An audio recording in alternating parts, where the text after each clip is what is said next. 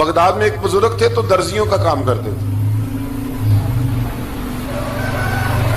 اللہ کے نبی حضرت ادریس علیہ السلام بھی درزیوں کا کام کرتے تھے.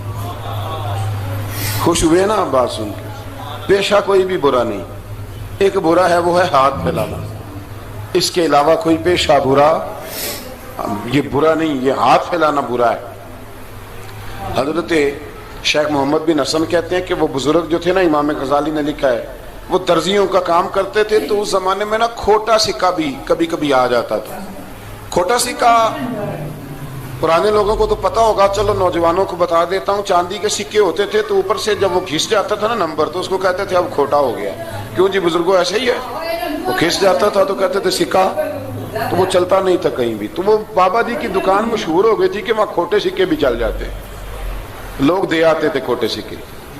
بہت سارے لوگ دے دیتے، بابا جی چپ کر کے قبول کر لیتے. مشہور ہو گیا، جو بھی جاتا کھوٹے سکے دے آتا، بابا جی قبول کر لیتے.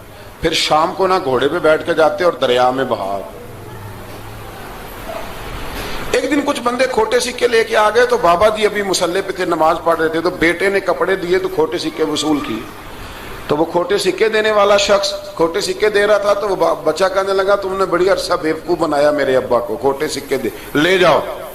کہنے لگا تمہیں واقعی نہیں پتا چلتا کھوٹے ہیں؟ کہا ابا جی کا نہیں مجھے پتا، پر مجھے تو پتا ہے نا.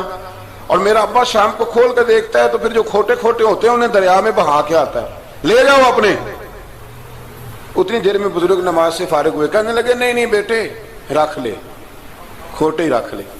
سننا بات. کہا جناب کیوں؟ فرمانے لگے میں کھوٹے اس لیے رکھ لیتا ہوں کہ لوگوں نے پیسوں میں ملا کے دوسروں کو بھی تو دینے ہیں نا. تو میں چاہتا ہوں چلو باقی لوگ نقصان سے بچ جائیں، ہمارا تو گزارا ہو ہی رہا ہے، باقی لوگ نقصان سے بچ جائیں. اور فرمایا پھر میں شام کو جا کے دریا میں ڈال کے آتا ہوں کہ کہیں میری اولاد بھی ان کو آگے نہ چلا دے. میں چاہتا ہوں کہ اور لوگ اس کام سے بچ جائیں. درویش کہتے ہیں کہ جب اس بابے کا آخری وقت آیا نا تو جو اس نے جملہ کہا میرا کلیجہ پھٹ گیا. آخری وقت جو اس نے دعا مانگی تو فرماتے ہیں میرے اندر وجد اور کیف کی صورت پیدا ہو گئی. فرماتے ہیں ان بزرگوں نے اپنے آخری وقت دعا مانگی، اے اللہ میں نے ساری زندگی کھوٹے سکے قبول کیے تاکہ تیرے بندے شر سے بچ جائیں، تو یا اللہ تو بھی اس کھوٹے سکے کو قبول فرما لے. اللہ میں نے کھوٹے سکے قبول کیے، کھوٹے، تاکہ تیرے بندے تکلیف سے بچ جائیں. تو مالک میں بھی کھوٹا ہی ہوں، اللہ تو بھی اس کھوٹے کو قبول فرما لے. اور یہ دعا مانگ کے نا تو کبھی روتے کبھی ہنستے. لوگوں نے کہا کیا ہوا؟ کہتے ہیں لگتا ہے رب نے کھوٹا سکہ قبول فرما لیا. لگتا ہے کہ اللہ نے کھوٹا سکہ قبول. لوگوں کو تکلیف سے بچائیں. ہمارا وجود یارو مطلب کیا ہو جائے گا 2 منٹ کے لیے سمجھ لیں کیا ہو جائے.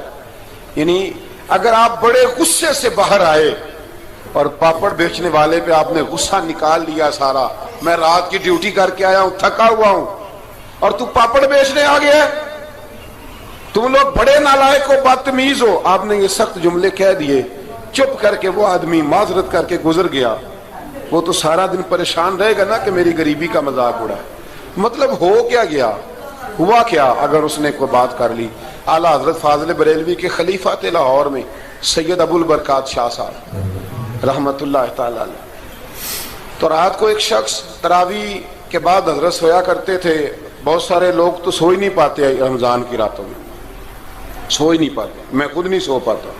اب تراویح سے اگر آپ 10:30 فارغ ہوئے تو 2 بجے اگر آپ کو دوبارہ اٹھنا ہے تو بیچ میں آپ کو کیا ملے گا؟ اگر آپ نے کچھ پڑھنا پڑھانا ہے، صبح درس دینا ہے، تو پھر تو آپ کے لیے بڑا اور یہ خاصا مشکل کام ہے. یہ خاصا مشکل کام ہے. آپ یقین کریں چند تفسیریں دیکھتے ہیں تو ٹائم بہت زیادہ ہو جاتا ہے. وہ پھر آگے سننے والوں پہ بھی ڈیپینڈ کرتا ہے ان کے مزاج مبارک کس طرح کے. سید صاحب رحمت اللہ علیہ نا عشاء کی نماز کے بعد تراویح پڑھ کے تو کچھ عبادت کی، کچھ مطالعہ کیا، صبح درس دینا تھا تو تھوڑی دیر کے لیے بوڑھے آدمی تھے، تھک گئے تو سو گئے. ایک بندہ نہ کہیں گیا ہوا تھا تو واپس آیا تو اس نے دروازے پہ دستک دی. تو سید صاحب کے بیٹے تھے، بخاری شریف کی شرح لکھی، بڑے عالم تھے سید محمود رضوی صاحب رحمت اللہ. رضوی صاحب کہتے میں نے دروازہ کھولا، میں نے کہا ہاں جی بولو. کہنے لگا جی میں نے سید صاحب سے ملنا ہے. مفتی اعظم پاکستان تھے وہ، لاہور میں حزب الاناف ادارہ تھا، سید ابو البرکات شاہ. میں نے حضرت صاحب سے ملنا ہے. تو کہا کوئی حکم ہو تو مجھے نہیں, میں نے انہی سے ہی ملنا ہے. یہ بھی بڑا مسئلہ ہوتا ہے, میں نے انہی سے ہی ملنا ہے. چلو ٹھیک ہے جی, انہی سے مل لو.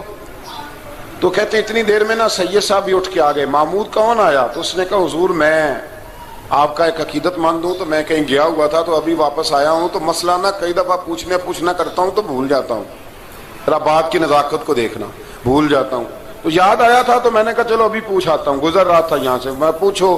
کہنے لگا جی پوچھنا یہ تھا کہ جس نے فرض جماعت کے ساتھ نہ پڑھے ہوں رمضان میں, تو کیا وتر جماعت سے پڑھ سکتا ہے؟ مسئلہ پوچھنا تھا. علامہ محمود رضوی صاحب کہتا ہے مجھے بڑا ہی غصہ آیا. میں نے کہا کہ پتہ نہیں کوئی اس وقت مشکل آ گئی ہے جو رات کو آیا ہے. کسی وقت انسان رات کو طلاق دے بیٹھتا ہے, کوئی ایسی بات ہو جاتی ہے تو عالم کے دروازے پر, یہ تو عام سا مسئلہ ہے, سویرے بھی پوچھ لیتا. اتنی تکلیف دی اس نے, کتنی بڑی اذیت ہے. اور ایسے ہوتا ہے, ہم نہیں احساس کرتے کہ یار تھوڑا سا دیکھ لیں, ماحول کو دیکھ لیں, طبیعت کو دیکھ لیں.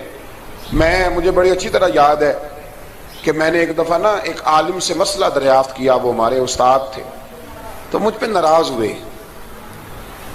میں بڑا پریشان ہوا کہ پوچھی تو میں نے دین کی بات تھی, تو استاد ہی ناراض ہو گئے. استاد واپس آیا تو یہ کہنے لگے تمہیں پتہ ہے میں شوگر کا مریض ہوں.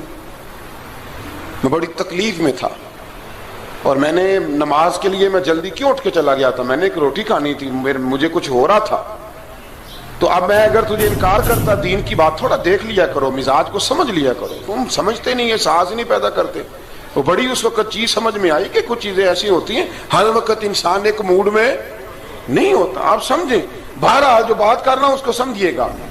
تو وہ کہتے ہیں کہ سید صاحب نے اس کو کہا, میں بات ختم کرنے لگا ہوں, کہا کہ وہ اگر نہیں نہ پڑھے فرض جماعت کے ساتھ تو بہتر یہ ہے کہ وتر بھی جماعت سے نہ پڑھو. وہ بندہ مطمئن ہو کے چلا گیا. سید صاحب اپنے کمرے میں چلے گئے تو علامہ صاحب کہتے ہیں مجھے بڑا غصہ آیا. میں نے اس کو بلایا, میں نے کہا کہ کیا تیری جان کے مصیبت میں آئی ہوئی تھی, اسی وقت ہی مسئلہ پوچھنا تھا, اسی وقت ہی پوچھنا تھا, دن نہیں چڑھنا تھا, یا تجھے حضرت اسرائیل بتا گئے تھے کہ تیری آخری رات ہے؟ کہتے میں نے پورا غصہ نکالا اس کا.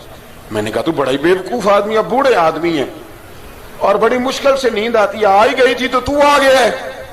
کہتے میں غصہ کر رہا تھا تو سید صاحب آ گئے, تو آ کے مجھے ڈانٹا, چپ کر, اس طرح کسی کے ساتھ بات کرتے ہیں. پھر اس کو کہنے لگے بھائی معاف کرنا, یہ ابھی بچہ ہے, اسے پتہ نہیں.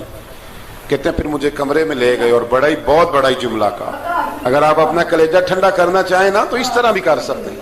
بہت بڑا جملہ کہا. کہنے لگے معبود مسئلہ تو میں نے بتایا, تمہیں کیا تکلیف ہوئی؟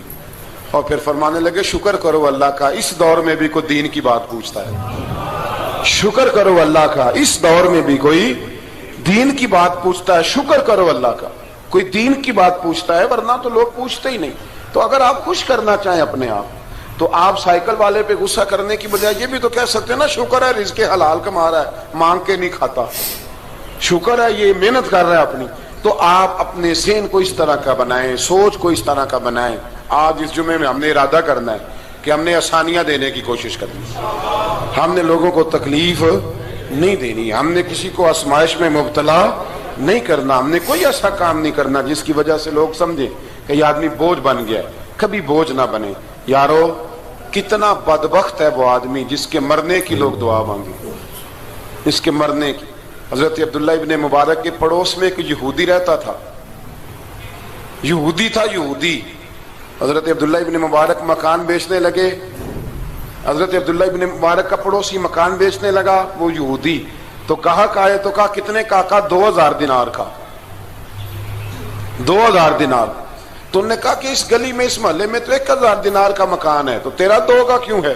کہنے لگے 1000 میرے مکان کا اور 1000 عبداللہ ابن مبارک کے پڑوسی ہونے کا, اس لیے کہ اتنا شاندار پڑوسی تمہیں کبھی نہیں ملے گا جس کی ہم نے کبھی آواز ہی نہیں سنی. 1000 روپیہ لوں گا ان کے پڑوس میں جگہ دینے کا, 1000. تو وہ شخص کہنے لگا یہ تو نے عجیب بات کر دی, حالانکہ تو یہودی ہے, یہ تو نے عجیب بات کر دی. تو کہنے لگا 3 دن میری گلی میں آ کے رہ, تو دعائیں مانگے گا کہ یا اللہ میں یہیں رہنا چاہتا ہوں. وہ دعائیں مانگے گا کہ اتنا اچھا انسان, اتنا خیال رکھنے والا, اتنا خیال والا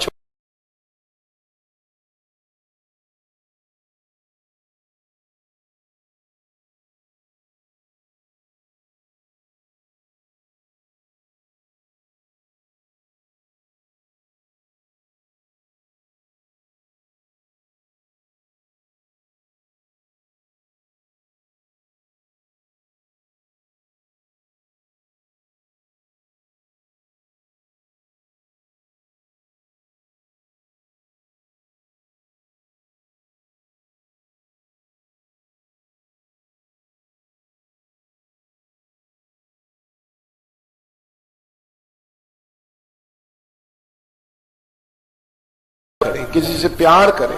اور یارو چھوڑو مزدور بن جاتے ہیں. شیخ سعدی کہا کرتے تھے جب سے مخدوم بناؤں نا لوگوں سے خدمت کرانے لگاؤں مزہ ہی نہیں آیا. مزہ تو تب آیا ہے کبھی نانی کی خدمت, کبھی دادی کی خدمت, کبھی ابا کی خدمت, کبھی اس کی خدمت. کہتے ہیں وقت گزرا تو پھر استادوں کی خدمت, پھر اللہ نے موقع دیا تو پھر پیروں کی خدمت.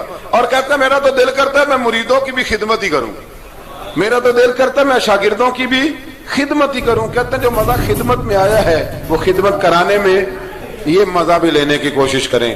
آج نا مخدوم بڑے ہی بن گئے ہیں, مخدوم بڑے ہی بن گئے, کس کس کی بندہ خدمت کرے. تو اس طرح کریں, کچھ خادم بھی تو پیدا ہونے چاہیے نا, کچھ خادم بھی پیدا ہونے چاہیے. مہمان خصوصی بڑے ہو گئے, کوشش ہونی چاہیے کچھ عام سے بھی مہمان بنے, عام سے بھی, جو خاص مہمان نہ ہوں, جن کا ارادہ ہو کہ نہیں ہم نے پیار ہی بانٹنا ہے. دعا ہے رب کریم کی بارگاہ میں اللہ خوبصورت دین پر خوبصورتی سے عمل